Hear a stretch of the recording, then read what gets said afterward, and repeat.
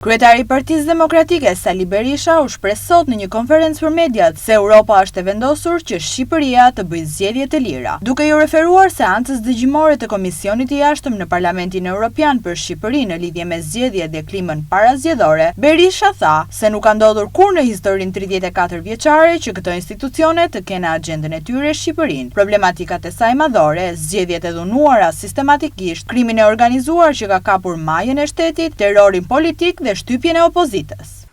Europa është e vendosur që Shqipëria të bëjë zgjedhje të lira. U them shqiptarëve me bindjen më të thellë. Europa është e vendosur të jap atë që meriton të gjithë atyre që kërkojnë t'i privojnë shqiptarët nga e drejta e votës lirë dhe tentojnë të kontrollojnë atyre vullnetin. Dhe ky është një ogur i bardhë shumë për çdo shqiptar, por ky është një ogur i bardhë në çanti për opozitën shqiptare, e cila ishte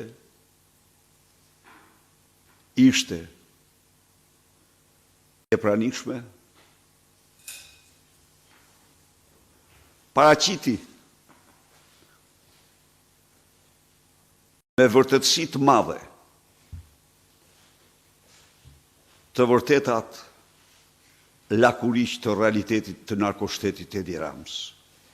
Sipas Berishës, dje në seancën kushtuar Shqipërisë, pati debate të gjera, pati debate aktive në të cilat u denoncua dhe u shpreh shqetësim i madh para së gjithash për zgjedhjet. Në seancën kushtuar Shqipërisë, në periudhën parazgjedhore, eksepsion në llojin e vet, nofta e pazhvilluar ndonjëherë parazgjedhje për ndonjë vend. Por me vullnetin më të mirë që shqiptarët votojnë të lirë. Pati debate të gjera, pati debate aktive, në cilat u denoncuan dhe u shpreh shqetësim i madh. Parazgjethash për zgjedhjet.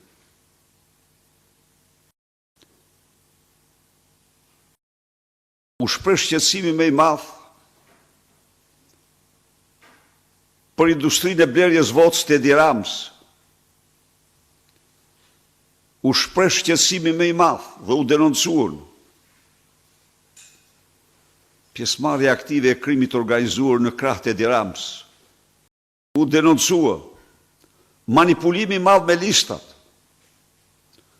por dhe angazhimi i baronëve të drogës dhe të krimit për të deformuar vullnetin e qytetarëve shqiptar. Berisha tha më tej se Shqipërisë ju kërkua të mos kërcënojë opozitën, si dhe të respektojë rregullat.